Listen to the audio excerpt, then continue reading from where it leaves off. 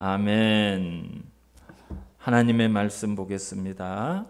민수기 23장입니다. 구약성경 민수기 23장 7절에서 12절까지만 봉독해 드리겠습니다. 7절에서 12절까지입니다. 발람이 예언을 전하여 말하되 발락이 나를 아람에서 모압 왕이 동쪽 산에서 데려다가 이르기를 와서 나를 위하여 야곱을 저주하라 와서 이스라엘을 꾸짖으라 하도다. 하나님이 저주하지 않으신 자를 내가 어찌 저주하며 하나님께서 꾸짖지 않으신 자를 내가 어찌 꾸짖으랴. 내가 바위 위에서 그들을 보며 작은 산에서 그들을 바라보니 이 백성은 홀로 살 것이라. 그를 여러 민족 중에 하나로 여기지 않으리로다. 야곱의 티끌을 누가 능히 세며 이스라엘 4분의 1을 누가 능히 셀고 나는 의인의 죽음을 죽기 원하며 나의 종말이 그와 같기를 바라노라 하매 발락이 발람에게 이르되 그대가 어찌 내게 이같이 행하느냐. 나의 원수를 저주하라고 그대를 데려왔거늘 그대가 오히려 축복하였도다. 발람이 대답하여 이르되 여호와께서 내게 내 입에 주신 말씀을 내가 어찌 말하지 아니할 수 있으리까. 아멘. 할렐루야. 이스라엘 백성들이 이제 요단강을 건너서 가나안에 들어가기 위해서 이제 모압 평야라는 곳에 장막을 쳤어요. 거기에서 이제 하나님의 명령이 떨어지면 그 요단강을 건너서 가나안으로 들어갑니다. 근데 그 땅은 버려진 땅도 아니고 주인 없는 땅도 아니고 오늘 뭐라고 말하고 있어요? 모압 평야 그랬어요. 모압의 땅입니다. 근데 이 모압 왕 발락은 이스라엘이 두려웠어요. 그래서 전쟁을 하고 싶은데 전쟁을 할 수가 없어요. 들려오는 소문, 그동안 이스라엘 백성이 40년 동안 광야를 지나가면서 만나는 모든 민족과 모든 나라와 전쟁을 해서 한 번도 진 일이 없어요. 전부 다 멸망하고 전부 다 패배를 했어요. 그래서 전쟁으로는 이길 수 없다는 것을 알고 이제 생각해낸 것이 그 시대의 유명한 주술사 점쟁이를 불러서 이스라엘 백성을 저주하자. 그 사람은 신통하다니까 그런 저주가 먹힐 것이다. 그래 생각을 해서 이제 발람이라는 주술사를 640km나 떨어진 먼 곳까지 가서 사신을 통해서 불러와서 이스라엘 백성을 저주하라고 부탁을 해요. 그래서 이 발람이 4번이나 이스라엘을 저주를 해요. 오늘 본문은 그 첫 번째 그런 저주의 내용입니다. 근데 오늘 본문을 보시면서 아셨지만 이것은 저주가 아니죠. 이건 저주라고 말할 수가 없어요.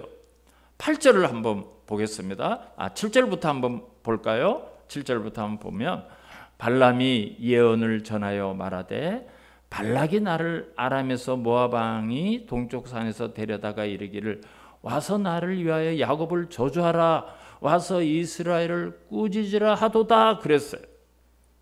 그래서 저주하라고 해서 자기가 불려왔어요. 그런데 뭐라고 8절에서 말합니까? 하나님이 저주하지 않으신 자를 내가 어찌 저주하며 여호와께서 꾸짖지 아니한 자를 내가 어찌 꾸짖으랴 그랬어요. 아니 도대체 이 주술사가 점쟁이가 하나님을 믿지도 않는 사람이 어떤 일이 있었기에 오늘 보니까 아니 하나님이 저주하지 않고 하나님이 꾸짖지 않는 사람을 내가 어떻게 저주를 하고 꾸짖을 수가 있을까? 이렇게 대답을 해요. 이런 말을 해요. 도대체 발람에게 어떤 일이 일어났길래 이렇게 하나님을 두려워하고 이런 예언을 하는지 우리가 살펴볼 필요가 있습니다. 이제 모압 왕이 많은 보따리를 싸서 사신을 발람에게 보냈어요. 그리고 모압 왕의 말을 전합니다. 이스라엘을 저주하라. 여러분 이렇게 저주하는 그런 신앙이 고대에만 있는 것이 아니라 지금도 있어요. 지금도. 서아프리카, 아프리카 서쪽에 있는 나라들에는 그 부두교라는 신앙이 있어요. 여러분 아마 보셨을 거예요. 인형 같은 거를 만들어 가지고 뭐 바늘로 푹 찌르면 상대방이 아프고, 팔을 비틀면 상대방이 고통을 당하고, 뭐 다리를 자르면 상대방이 사고를 당하고, 뭐 그런 거 영화나 그런 책에서 보신 일이 있죠. 대표적인 게 IT를 비롯한 그런 나라들, 저 서아프리카에서 잡혀간 흑인들이 사는 나라가 이제 천주교의 제의식하고 이 자기들의 토속 신앙이 합쳐져서 그런 신앙을 가져요. 근데 우리나라의 그 옛날에 영화를 보니까 궁중에서도 그러더라고요. 자기가 미워하는 어떤 여인의 인형을 감춰놓고 뭐 바늘로 찌르고 막 그런 거를 봤어요. 이제 그렇게 하라는 거예요. 그렇게 이스라엘을 저주하라는 거예요. 그런데 사신들이 와서 그런 말을 하는 그날 밤, 발람이 하나님을 만나게 됩니다. 하나님의 음성을 듣게 돼요. 22장, 민수기 22장 12절을 보면 하나님의 말씀이 나오는데요. 하나님이 발람에게 이르시되 너는 그들과 함께 가지도 말고 그 백성을 저주하지 말라. 그들은 복을 받을 자들이니라 그랬어요. 밤에 하나님을 믿지도 않는 발람에게 하나님이 이런 말씀을 하시는 거예요. 여러분, 하나님은 하나님의 백성들에게만 나타나는 게 아니에요. 모든 영적 존재와 이 땅의 모든 만물이 하나님이 창조하셨어요. 하나님 거예요. 하나님이 얼마든지 그게 가능해요. 아무리 거짓과 악한 영에 잡혀있는 주술사라 하더라도 하나님의 능력 안에 있어요. 그들에게 하나님의 뜻을 말씀하실 수 있고, 그들을 하나님이 얼마든지 멸망시킬 수 있고, 하나님이 간섭하실 수가 있어요. 여러분, 이사야서 45장을 보면 이사야가 이스라엘 백성에 대한 예언을 하는데, 앞으로 먼 훗날 고레스라는 왕이 페르시아 제국을 만들 것을 예언을 하게 돼요. 몇백 년 전에요. 이사야가 그런 예언을 해요. 그래서 이사야서 45장 1절을 보면 이렇게 예언을 합니다. 여호와께서 그의 기름 부음을 받은 고레스에게 이같이 말씀하시되 내가 그의 오른손을 붙들고 그 앞에 열국을 항복하게 하며 내가 왕들의 허리를 풀어 그 앞에 문들을 열고 성문들이 닫히지 못하게 하리라 그래. 그러니까 고레스라는 왕을 하나님이, 아직 고레스가 태어나지도 않았어요. 근데 바사의 왕으로 하나님이 기름 부은대. 그건 세운다는 거예요. 그래서 그 사람이 전쟁을 하는데 그 고레스가 가는데 문이 열리고 성문이 닫히지 못하고 그런 일이 일어날 것을 예언을 해요. 근데 왜 그러시는가? 하나님이 왜 이방의 왕의 한 왕을 세우시는가? 그 이유를 이사야 45장 4절에서 이렇게 이야기를 해요. 내가 나의 종 야곱, 내가 택한 자 이스라엘을 위하여 내 이름을 불러 너는 나를 알지 못하였을지라도 나는 내게 칭호를 주었느라. 이스라엘 백성 때문에 하나님이 고레스를 왕으로 부르고 세워서, 그 사람은 여호와를 알지 못하지만 하나님이 세운다는 거예요. 근데 정말 200수십 년이 지나가지고 바사라는 조그만한 왕이 나타나게 돼요. 조그만한 나라가 세워지게 돼요. 바사하고 메대가 연합해서 바벨론을 공격을 합니다.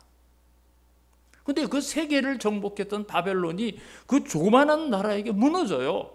정말 이사야의 예언처럼 백성들이요, 자기 그 바벨론 왕궁의 성문을 열어요. 들어오도록 열어놔요. 그러니까 전쟁 한 번 안 하고 바벨론을 점령하게 됩니다. 그리고 그 고레스가 왕이 된 첫 해에 어떤 칙령을 내리는가 하면 모든 유대인들은 예루살렘으로 돌아가라, 이런 명령을 내려요. 그리고 돌아가면서 느부갓네살이 예루살렘에서 빼앗아온 예루살렘 성전의 모든 보물들, 모든 기물들을 다 가지고 가고, 유다 백성은 예루살렘에 가서 예루살렘 성전을 재건하라. 여러분, 그런 명령을 내려요. 그 나라가 아직 생기기도 전에, 그 왕이 태어나기도 전에. 그러니까 하나님은 이방인 고레스를 세워서 이스라엘 백성을 바벨론 포로에서 70년 만에 돌아오고 그들이 다시 나라를 재건할 계획을 세우셨던 거예요. 그래서 이런 이방의 주술사 발람에게 하나님이 나타나서 말씀하는 것이 하나도 이상한 게 아니에요. 얼마든지 가능한 일이에요. 발람은 한 번도 경험해 보지 못한, 이야기만 들었던 그 히브리 민족의 여호와라는 신이 자기에게 직접 나타나서 말씀했을 때 매우 놀랐을 거예요. 그리고 하나님이 분명하게 말씀했죠. 너는 그들과 함께 가지 마라. 그들을 저주하지 마라. 그들은 복을 받은 자들이나 이스라엘 백성이 어떤 존재인 걸 하나님이 똑부러지게 발람에게 말씀을 하셨어요. 여러분, 이런 축복의 약속은 믿음의 조상인 아브라함을 불렀을 때 하나님이 약속한 내용과 똑같아요. 하나님이 아브라함을 부르고 뭐라고 말씀하셨습니까? 너는 복이 될지라. 너를 저주하는 자에겐 내가 저주하고 너를 축복하는 자에게 내가 축복하리라 그랬어요. 그러니까 그 믿음을 가진 아브라함의 후손들은 하나님의 복을 받은 자들이기 때문에 뭐 저주를 통해서 그들을 망하게 하고, 여러분 절대 그럴 수가 없어요.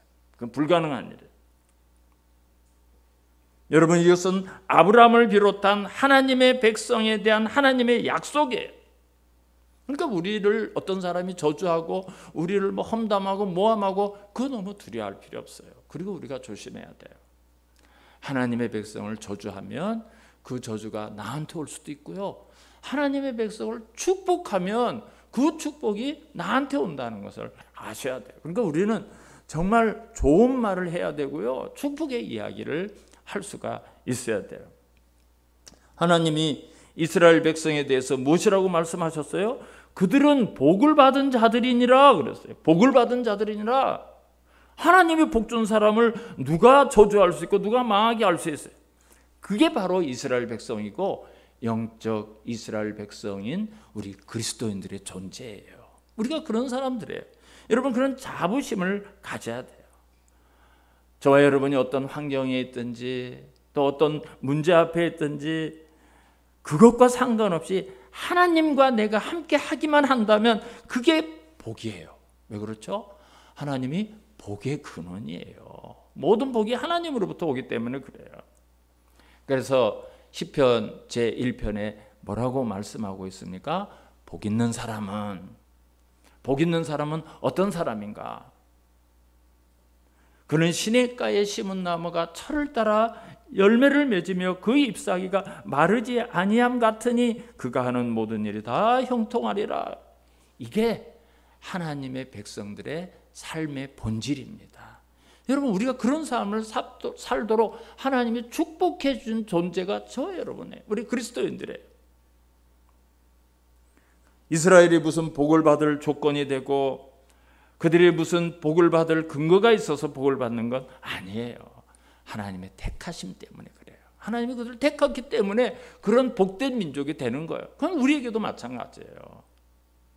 여러분, 우리가 예수를 믿고 하나님의 선택으로 그리스도인이 된 것이 얼마나 큰 은혜인가, 얼마나 큰 축복인가. 정말 우리 속에서 찬송이 저절로 나와야 되고요. 감사와 정말 하나님께 영광의 예배를 우리가 정말 아름답게 드려야 됩니다. 그래서 사도 바울은 갈라디아서 3장 9절에서 이렇게 말했어요.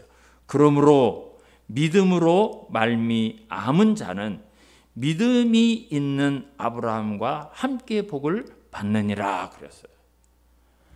아브라함이 하나님의 말씀을 믿었기 때문에 복을 받은 것처럼 우리 그리스도인들도 믿는다면 아브라함과 똑같은 복을 받는다는 거예요.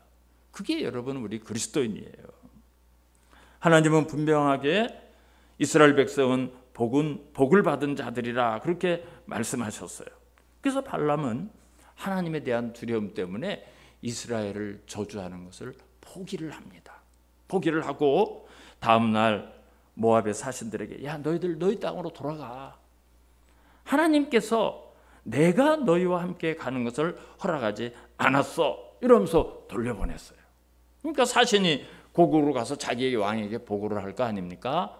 왕이요, 우리가 왕이 주신 많은 재물을 발람에게 주고 이스라엘을 저주하라 했더니 여호와께서 허락하지 않는다고 우리를 돌려보냈습니다. 무슨 소리야? 발람은 소문이 난 사람이야. 돈이면 다 돼. 발람에게 더 많은 돈을 가지고 싸가서 들고 가고 더 높은 사신을 가봐. 얼마든지 발람이 와. 발람이 소문이 났나 봐요. 돈이면 다 돼. 이게 소문이 났나 봐. 그래서 모압 왕이 더 높은 사람을 사신으로 세우고 많은 돈을 바리바리 싸서 다시 보냈어요. 정말 발람은 여호와께서 허락하지 않아서 나는 이스라엘을 저주를 못한다 이렇게 말했지만 사실은 비련이 있었어요. 야, 모압 왕이 얼마나 많은 것을 줄 건데, 나에게 얼마나 명예를 줄 건데 찾아오기를 기다리고 있었어요. 하나님이 그렇게 말씀하셨지만 물질의 눈이 어두우면요, 하나님이 직접 말씀하셔도 순종하지 않습니다. 여러분, 그게 인간이에요. 그게 인간이에요.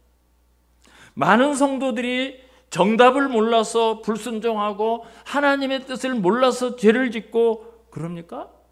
알아요. 정답을 압니다. 이거는 틀렸다, 이건 잘못됐다, 이거는 맞다, 다 알아요. 그러면서도 그 정답을 인정하지 못하는 이유는 내 생각이 더 큰, 내 자존심이 더 큰 거예요. 내가 붙들고 있는 게 더 커서 그러는 거예요. 여러분, 발람이 하는 말을 잘 들어보면 민수기 22장 18절을 보면 아무리 많은 은금을 줄지라도 내가 여호와의 말씀을 어겨서 덜하거나 더하지 못하겠노라 그랬어요. 근데 여호와의 말씀은 분명했죠. 야, 너 가면 안 돼. 저주하지 마.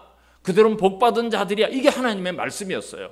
그러면 사신이 다시 많은 재물을 싸들고 더 높은 사람이 왔다면 뭐라고 그러죠? 돌아가 해야 되죠. 그래야 되잖아요. 그게 하나님의 말씀에 순종하는 거예요.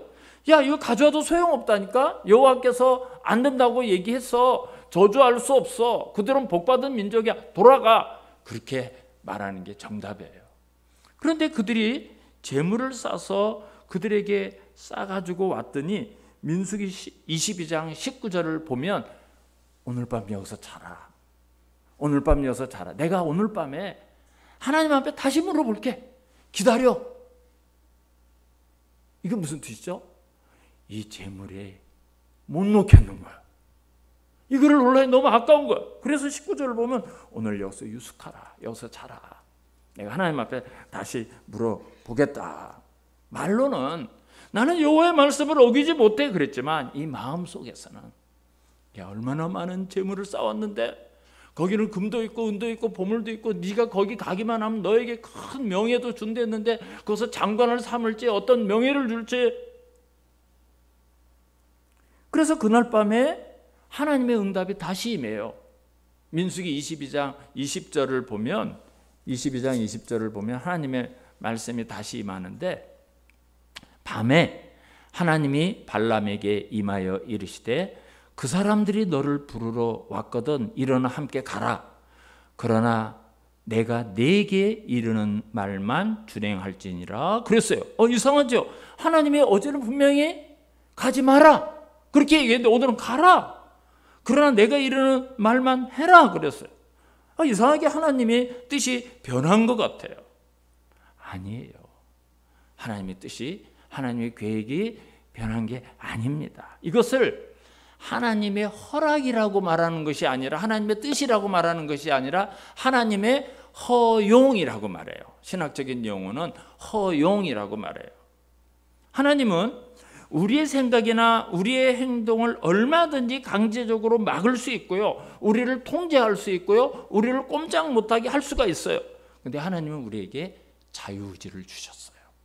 내가 이거를 할 수 있고 안 할 수도 있고 내가 선택할 수 있도록 그 선택을 우리에게 주셨어요. 그걸 자유의지라고 말해요. 자유롭게 내 의지대로 행동하는 거예요. 그래서 우리는 내 마음과 생각에 이거는 잘못됐다라는 것을 알면서도 그거를 할 때가 있고요. 이거는 이렇게 해야 돼라는 것을 알면서도 저렇게 할 때가 있죠. 그건 우리에게 자유의지. 하나님께서 강권적으로 막으시는 경우도 있지만 대부분은 우리 자유의지를 가만 인정하고요. 하나님께서 놔둬요.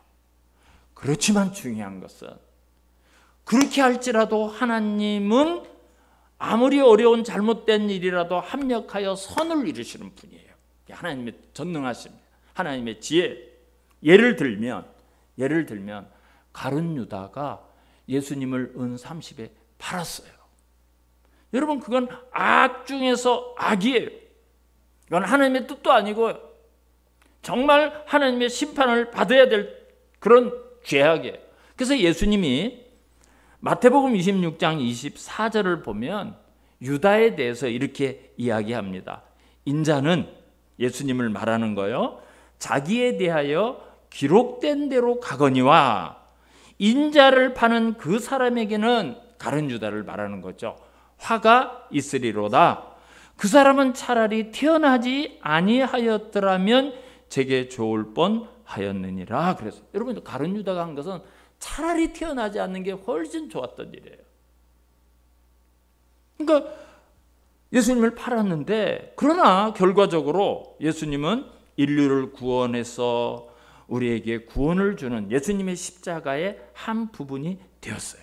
여러분, 그렇다고 유다가 영웅이고 유다가 의로운 일을 하고 유다가 정말 선한 일을 한 게 아니에요.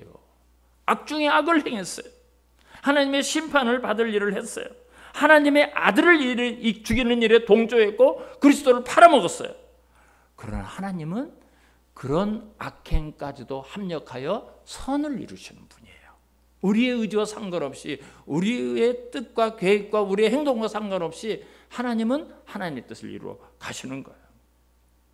하나님께서 그런 발람에게 왜 너 그럼 이번엔 모압에 가라 이렇게 말씀하셨을까요? 발람은 지금 재물에 눈이 멀어서 악한 생각을 못 버립니다. 그래서 당장 돌아가, 하나님의 뜻을 내가 알아, 그렇게 말하지 않고 오늘 여기서 자, 내가 하나님 앞에 다시 물어볼게, 기다려. 하나님이 발람의 마음을 아셔요. 발람을 아셔요. 그래서 하나님이 선한 뜻이 아니지만 하나님이 허용하셨어요. 그런데요, 그 증거가 있고요, 아주 재미있는 일이 일어나게 돼요. 정말 무슨 아이들 그런 이야기 같은, 소설 같은 그런 재미있는 일이 일어나요. 다음 날 아침 일찍이 날이 새자마자 정말 이 발람은 너무나 기분이 좋아요. 하나님이 허락했으니까 이제 거기 가서 이스라엘 백성을 저주하면 이제 많은 재물도 받고 명예도 얻고 막 신이라서 출발을 막 합니다. 그런데 성경은 이렇게 기록해요. 민수기 22장 22절을 보며 이렇게 성경이 기록하고 있습니다. 그가 감으로 말미암아 하나님이 진노하심으로, 그랬어요.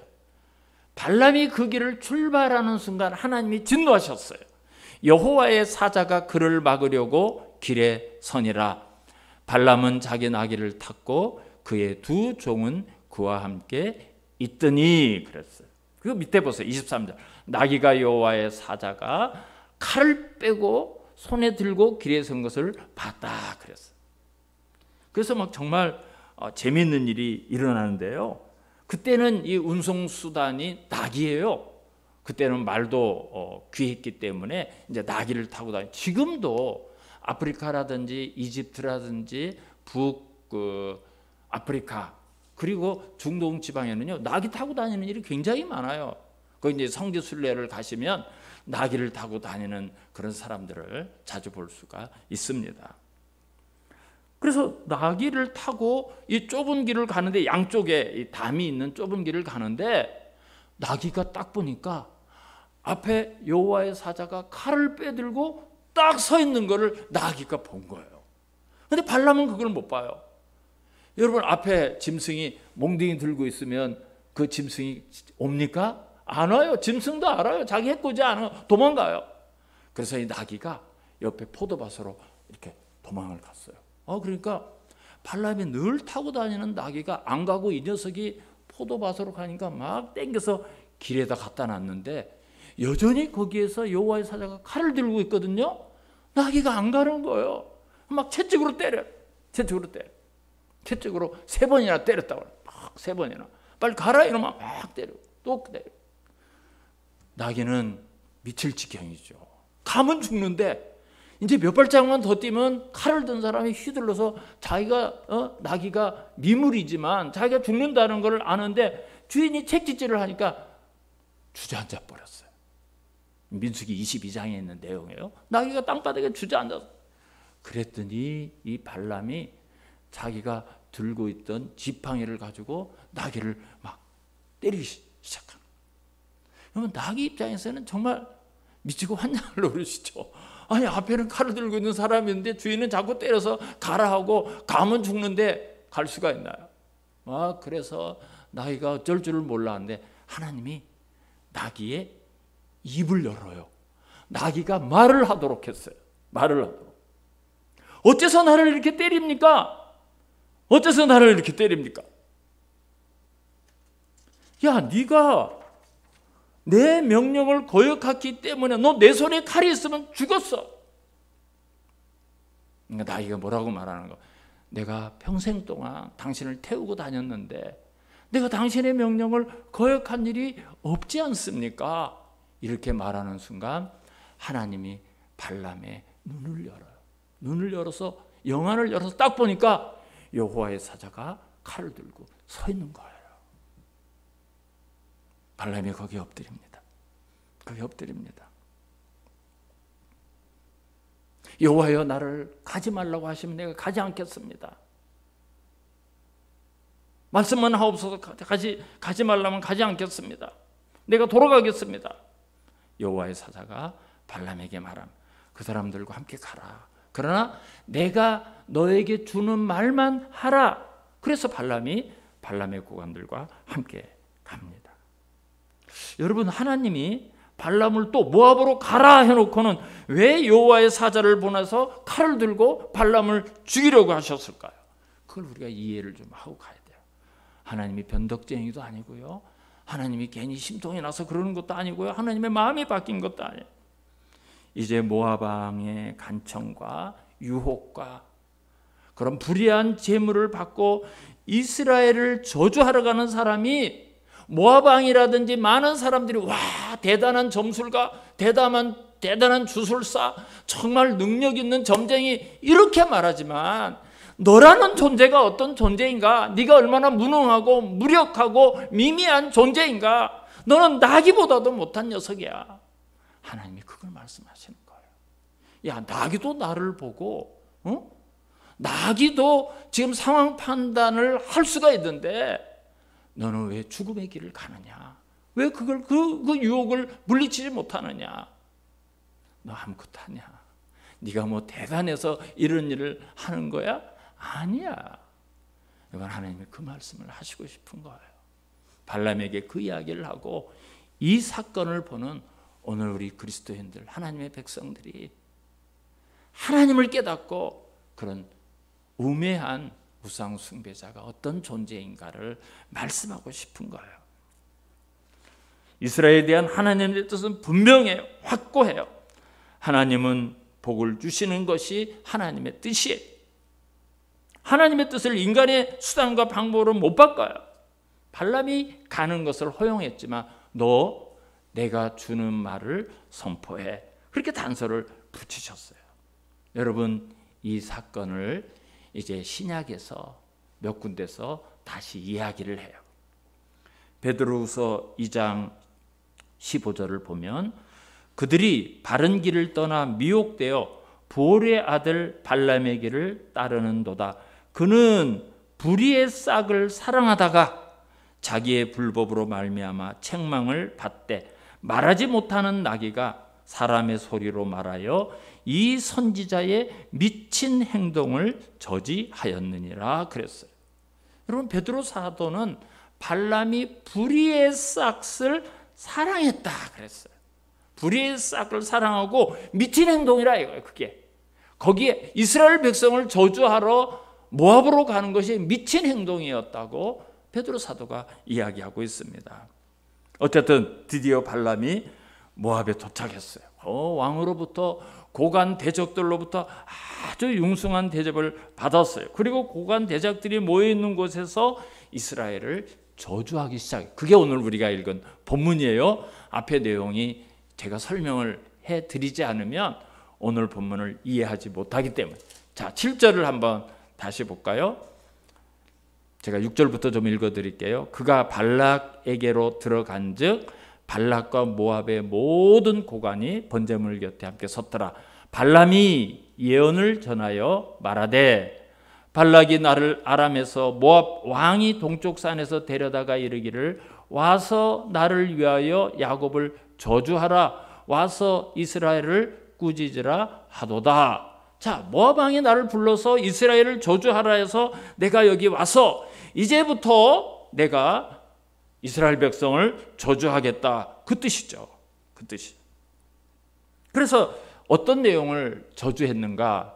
우리 8절을 한번 다 같이 한번 읽겠습니다.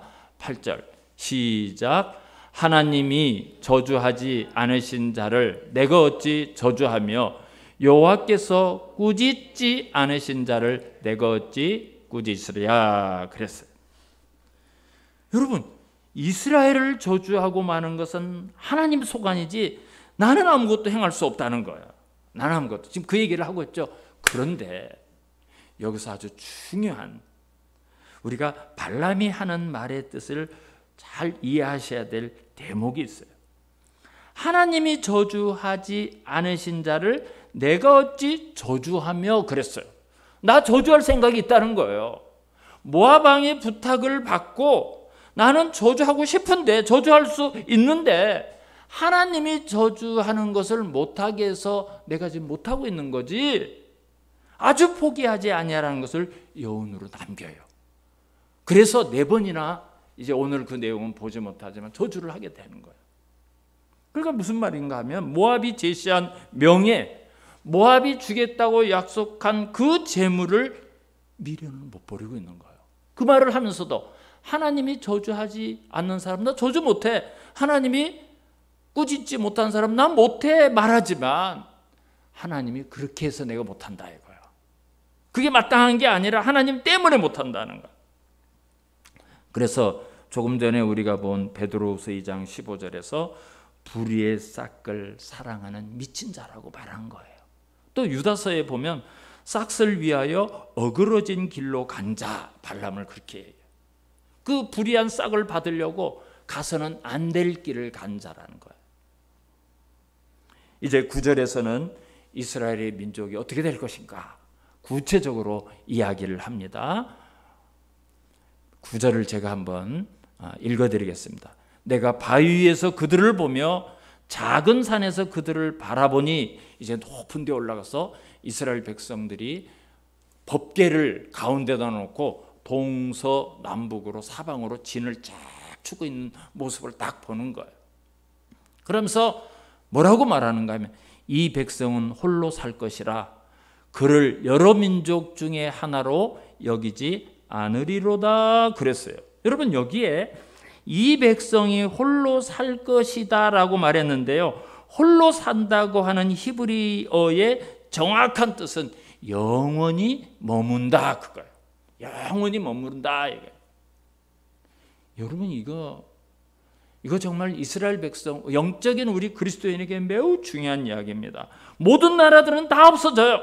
모든 나라들은 아무리 흥해도 다 망합니다. 흥망성쇠가 이루어져요. 그러나 이 나라는 홀로 남는다는 거예요. 이 나라는 안 망한다는 거예요. 이 나라는 영원히 있는다는 거예요.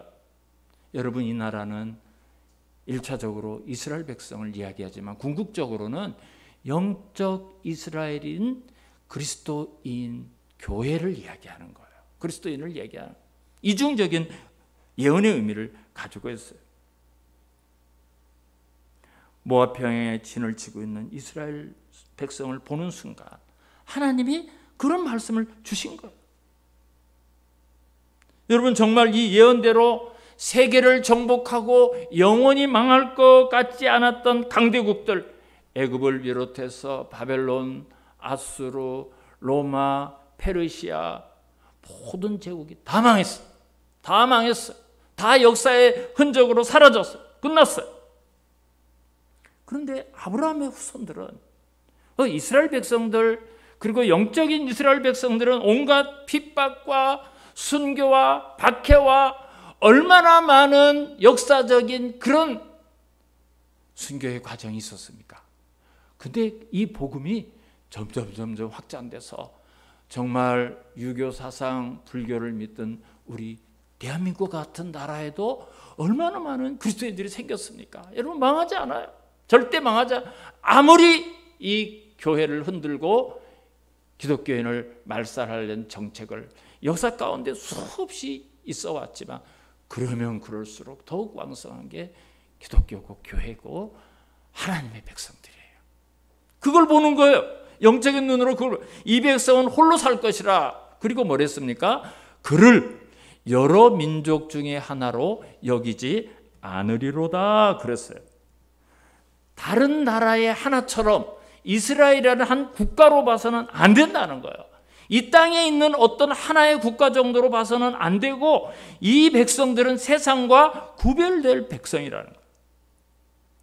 지금 이게 그런 하나님의 영안을 열어줘서 본 발람이 본 이스라엘 백성을 보고 하는 이야기. 여러 민족 중에 하나로 여기지 않으리로다. 여러분, 우리는 구별된 백성이에요. 하나님으로부터 선택되고 구별된 백성이 이스라엘 백성이고 우리 그리스도인들입니다. 그러니까 우리가 세상 사람들과 달라야 돼요. 생각이 달라야 되고 가치관이 달라야 되고 우리의 말과 행동이 달라야 돼요. 똑같이 여기 보니까 여러 민족 중에 하나로 여기지 않으리로다 했어요. 그 사람들 다 와야 돼요. 우리가 그런 삶을 살아야 됩니다. 마지막 10절을 한번 볼까요? 10절 우리 다 같이 한번 읽겠습니다. 시작. 야곱의 티끌을 누가 능히 세며 이스라엘 4분의 1을 누가 능히 셀고, 나는 의인의 죽음을 죽기 원하며 나의 종말이 그와 같기를 바라노라 하매. 여기 이제 왜 이스라엘의 4분의 1을 누가 능히 셀고 이랬는가 하면, 제가 조금 전에 말씀, 법궤가 가운데 있으면 세 지파가 동쪽, 세 지파가 서쪽, 세 지파가 남쪽, 세 지파가 북쪽, 이렇게 12지파가 딱 질서정연하게 이렇게 진을 치고 장막을 치고 딱 있어요. 그거를 높은 산에서 이스라엘 백성의 그 모압들에 있는 모습을 딱 보면서, 이스라엘 백성 다 말고 그 한쪽 4분의 1 동쪽에 지친 그것만 보더라도 티끌 같다 이거예요. 앞으로 이스라엘 백성이 그렇게 된다는 거예요. 앞으로 영적인 이스라엘 백성들, 하나님의 백성들, 교회가 그렇게 누가 세아릴 수가 없을 정도로 그렇게 많게 된다는 거예요. 근데 정말 놀라운 것은 오늘 이 발람이 뭐라고 얘기합니까? 나는 의인의 죽음을 죽기 원하며 나의 종말이 그와 같기를 바라노라. 의인들이래. 나는 그 사람들과 같이 살다가 그 사람들과 같은 죽음을 죽기를 원한다. 여러분, 얼마나 놀라운 이야기입니까? 저주를 해도 저주할 수 없는 하나님의 백성, 하나님이 지켜주셔서 어떤 세력도 함부로 할 수 없는 하나님의 백성, 이 행복한 무리들, 나도 그들처럼 살고 싶어. 그리고 그들처럼 죽고 싶어. 여러분, 이 점쟁이 우상 숭배자 발람의 말에서 이런 고백이 나와요. 나 저 사람들처럼 살고 싶어.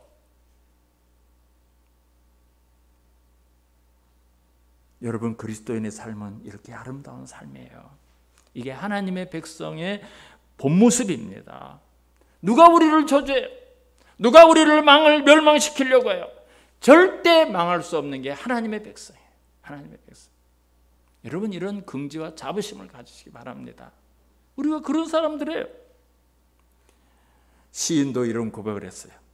우리 마지막으로 시편 2편 화면에 띄워줄 거예요. 시편 2편 1절에서 4절을 한번. 어찌하여 이방 나라들이 분노하며 민족들이 헛된 일을 꾸미는가? 하나님의 백성을 어떻게 해보려고 분노하면서 이방 민족들이 헛된 일을 막 꾸며, 세상의 군왕들이 나서며 관원들이 서로 꾀하여 여호와와 그의 기름 부은 자를 대적하여 우리가 그들의 맹것을 끊고 그의 결박을 벗어버리자 하는도다. 그랬더니 4절에 뭐라고 말씀하고 있는가 하면 하늘에 계신 이가 웃으시며 주께서 그들을 비웃으시리로다. 세상에 막 관원들이, 세상의 세력들이, 많은 나라들이 하나님의 백성을 어찌하려고 막 분노하고 헛된 일을 꾸미고 대적을 하는데 하늘에 계신 이가 웃으신대요. 주님이 비웃으신대요. 비웃으신대요. 7절을 보면 내가 여호와의 명령을 전하노라. 여호와께서 내게 이르시되 너는 내 아들이라. 오늘 내가 너를 낳았도다. 이렇게 말씀하고 있습니다. 우리가 그리스도인으로 이 세상을 살아가는 동안 대적을 만날 수 있습니다. 환난을 만날 수 있습니다. 고난이 있을 수 있습니다. 예기치 못한 일을 만날 수 있습니다. 그러나 온 세상이 뭉쳐서 우리를 저주하고 우리를 향한 헛된 일을 꾸민다 할지라도 하나님이 웃으셔요. 하나님이 비웃으셔요. 그리고 하나님이 말씀하십니다. 너는 내 아들이, 너는 내 딸이다. 내가 오늘 너를 낳았도다. 여러분, 이게 우리예요. 이게 우리 사랑하는 성도들입니다. 어려운 시대를 삽니다. 어려운 일을 만납니다. 낙심하지 마시기 바랍니다. 그 아버지가 우리 하나님, 그 하나님이 우리 아버지예요. 저와 여러분의 아버지예요. 너는 내게 부르짖으라. 내가 내게 응답하겠고 크고 놀라운 일을 보이리라 하고 말씀하셨어요. 어떤 문제든지 주님 앞에 나와서 아버지, 저 왔어요. 고백하고 도우심을 구하시기 바랍니다. 하나님의 놀라운 은혜가 임하실 줄 믿습니다. 이 믿음, 이 신앙을 가지고 이 험한 세상에서 그리스도인답게 당당하게 떳떳하게 승리하면서 살아가시기를 주님의 이름으로 축복합니다.